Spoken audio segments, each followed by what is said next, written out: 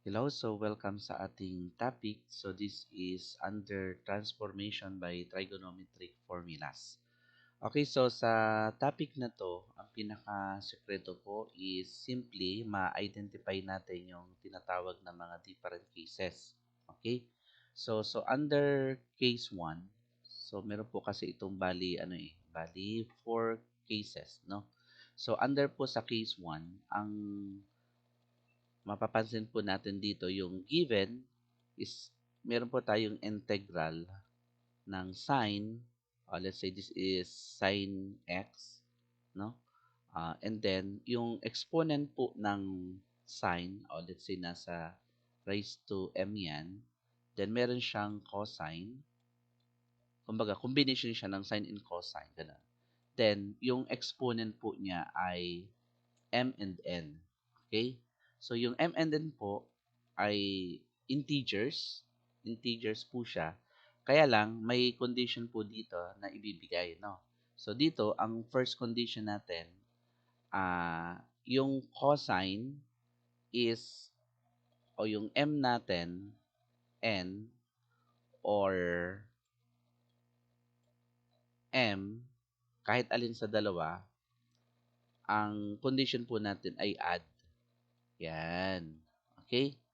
So, pag ganito po ang condition, ibig sabihin, meron kang sine x raised to m and cosine x raised to n dx. So, kahit alin sa dalawa, dito kay sine and kay cosine, na merong add, ang gagawin po natin ay simply, gagamit na po tayo ng ng tinatawag na identities. So, may identities po tayo na tinatawag. Ano ba yung identities natin? If you will observe, meron tayong Pythagorean identities, di ba? Yung Pythagorean identities natin is simply, ito yon yung sine squared x plus cosine squared x equals 1. Yan, di ba? Naalala niyo po siya. So, ito yung Pythagorean identities na tinatawag. So, bali, kukunin niyo po yung value ng sine squared x or cosine squared x. So, let's say, itong sine squared x, so ang magiging identities niya ay 1 minus cosine squared x. Okay? So, yun na po yun. So, yun naman cosine squared x. So, ganun pa din. I-transpose lang natin siya. So, magiging 1 minus sine squared x. Okay? So, ayan na. So, gagamit tayo ng identities. Okay? Okay, pakita ko po sa inyo kung paano siya actual na ginagawa, no? Okay, bigay tayo ng example number 1. So, okay, halimbawa, merong binigay na sign. O, let's say dito ay raised to 6, no? Yan, tapos dito nakalagay ay cosine cube. Yan. Okay. So, di ba, mapapansin natin na integers yung ating exponent. So, pero ang hinahanap po natin ay yung exponent na merong tinatawag na add, no? Add. So, bakit kaya yung may add number? Yan. Ang pinaka main purpose po, bakit maghahanap tayo ng may add number na exponent, either kay sine or cosine, is simply, ito po yung main purpose nun. So, pakita natin. So, okay. So, we have sine. Itong raised to 6, copy lang. Itong raised to 3, since add number si 3, ang gagawin po natin, kailangan natin mag-separate ng isa. Yan, ihiwalay natin yung isa, yung raised to 1 lang. Okay, anong purpose? O dapat alam natin yung purpose. Bakit kailangan siyang ihiwalay? So, ang pinaka main purpose po nito is para sa derivative. O, di ba yung sine kasi, ang derivative niyan ay cosine. So, kaya, ibig sabihin, itong cosine na isineparate natin galing sa odd number, ang main purpose is derivative. Okay? So, anong mangyayari doon sa cosine squared? Ayun, since derivative yung cosine, so dapat lahat po nung natira na trigonometric function, maging sine siya. No? Kaya gagamitan natin siya ng tinatawag na identity. So, alam naman natin yung cosine squared x. So, kanina, ang identities niyan ay 1 minus sine squared x. Yun. Ayan. So, and then, ito na po yung nangyari. Okay?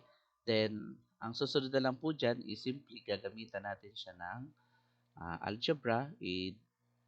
I-distribute po natin itong sign raised to 6 sa loob. O di magiging ganyan na siya, di ba? Then, ito namang sin x raised to 6, i-times naman natin sa sin squared. O magiging sin raised to 8. Yan, kasi nag-a-add lang yung exponent. Then, yung cosine x ay derivative. Okay, so kung mapapansin nyo po, yung derivative ng sin x dito sa loob na magkaiba ng exponent, di ba, same lang naman yung kanyang derivative na cosine x dx. Okay, so pag ganun, anong formula yung gagamitin natin? O, di ba, yan yung tinatawag natin na power formula. Okay, kaya magiging sagot lang natin ay sin raised to 7. So, plus 1 lang. Okay, so sin raised to 7x over 7. So, minus sin raised to 8 kasi plus raised to 9. Raised to 9 kasi plus 1 po tayo. No? Plus 1. Ayan. So, di gumana yung ating eraser. Hindi ko napansin raised to 8 pala. Yan. Sin raised to 9 na siya. Okay. Okay. Then, over 9. Then, plus C. Okay, so ganun lang po yung ating solution kapag naka-encounter tayo ng ganitong format, sine and cosine. Pwede pong mabaliktad dyan kahit alin sa dalawa. No? Okay, sige. Yun na po yun, yung ating first example. Okay, so bigay tayo ng another example. Okay.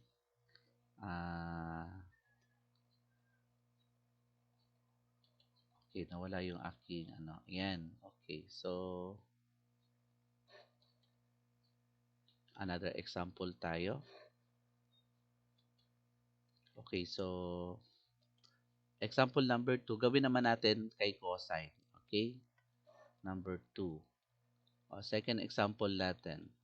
Okay, so ang mangyayari po dito, kanina yung may add number is yung sa kay cosine, ano? So ngayon gawin naman natin kay sine, ano? Kay sine. So ibig sabihin, halimbawa, dito sine. Paano kung raised to 5? Okay lang 'yan, raised to 5. Sine. Tapos si cosine, naka-even. Let's say raised to, kahit ano naman, wala po problem. Basta even number. Yan, even number. Pwede rin pala na parehas add, no? Pwede, kung parehas add, ibig sabihin, pipili ka kahit alin sa dalawa. Okay, pero kung ang condition, may isa lang na add, tulad nito, si sine. So, ganun pa rin ang rule. Ibig sabihin, yung isa dito na exponent, yung isang sign, kailangan natin ihiwalay, no? So, ibig sabihin, magiging sin raised to 4 siya. Okay, sin raised to 4.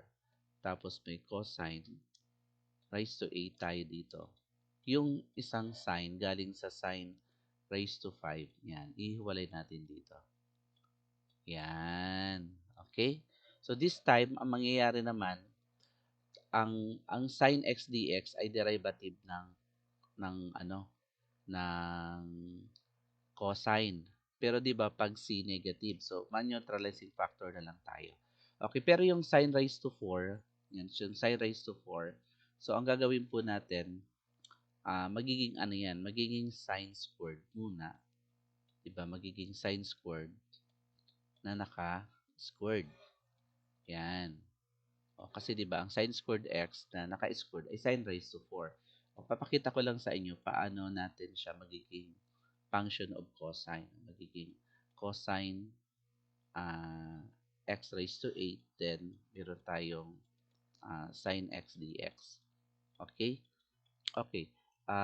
Di ba yung sin squared, ang identities po niyan ay 1 minus, okay, 1 minus cosine squared x. O, dapat yung identities po pala, kabisado nyo na siya, ha?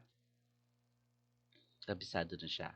Then, ito, copy lang, cosine x raised to 8, then we have sin x dx. Okay, yan. Pinapakita ko po sa yung step by step solution, no? Medyo nahirapan ako pagsulat kasi yung mouse ko, hindi ko mahanap yung aking mousepad. Okay, sige. And then ito, i-expand lang natin. Okay, 1 times 1 is 1. Yung technique nito, pag nag-expand, i-times yung 1 and cosine squared x multiply by the exponent. So that is 2 cosine squared x. Okay? Then cosine squared x, laging positive po dito, magiging cosine raised to 4. Okay, na-expand na natin siya. Then, meron pa tayo natitira dito na cosine x raised to 8.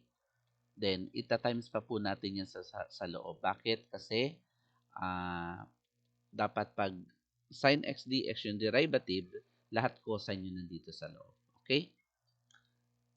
Okay, ita-times na natin yung cosine x raised to 8 times sa 1. So, magiging cosine raised to 8 pa din. So, dito naman, magiging 2. Squared yan, so magiging raised to 10 na. Yan. Okay? Teka. Sorry. That's 10. 8 yung nilagay ko eh. Sabi ko 10.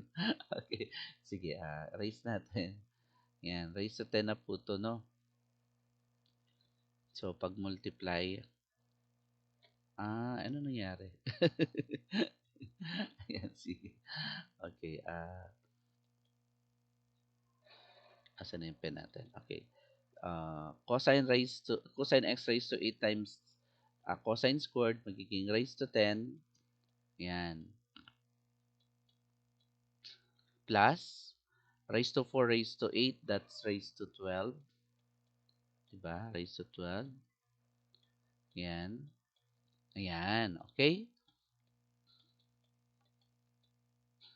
Then, sin x ds. Okay. Ito po is a power formula kasi yung derivative ng cosine ay negative sign. So, mapapansin nyo, mag-neutralizing factor tayo ng negative kasi hindi naman siya naka-negative. So, ibig sabihin, pag integrate natin, magpapalit tayo ng sign. Okay, papalitan po natin ng sign. Okay, siguro, ang magandang technique po dito,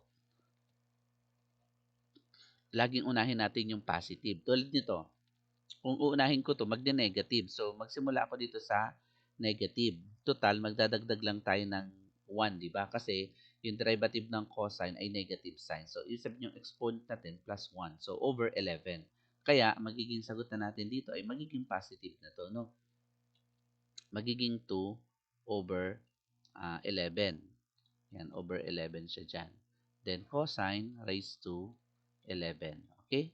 So, inuna lang natin yung positive. Kasi in order naman yan eh. O, tapos, pwede natin isunod to. So, minus na siya. So, raised to 8, magiging raised to 9. Pwede yung constant, nakahiwalay na ganyan. So, that's okay. So, cosine raised to 9. Yan. O, tapos dito, palit ka rin ng sign. Negative din yan. So, 1 over 13 kasi plus 1 tayo. Okay, so far, so ito pong nakikita nyong example ay ganito po yung nangyayari sa case 1. Okay, so ganyan po yung mangyayari. Okay, plus C. So, ibig sabihin, under case 1, sa binigay ko pong example, sine and cosine lang yan at depende na sa exponent, pwedeng parehas add number o may isa lang na add number. No, pag iisa lang yung add number, kailangan yung maghiwalay ng isa. Okay? Para sa derivative. Okay, I think ito po yung concept ng case 1 sa transformation by trigonometric formulas where the integrand na involved ay sine and cosine na nakaray sa certain exponent, either add or even or parehas add number. So, pwede rin po na magkaroon po yan ng dito yung mga x kasi, di ba? Pwedeng 2x, ganun, tulad ng mga nakaraan. So, pag ganun po, it's a matter of neutralizing factor. No? Mag-neutralizing factor lang po tayo pag ganun. Okay, sige. Gagawa pa po ako ng video para sa iba pang cases kasi meron pa itong case 2, may case 3 at merong case 4. So hanggang dito po muna tayo, no? So thank you very much and I'm hoping na nakuha niyo po yung concept dito sa lesson natin na 'to, ano. Okay, so magkita-kita po tayo para dun sa susunod na video na gagawin ko. Okay, so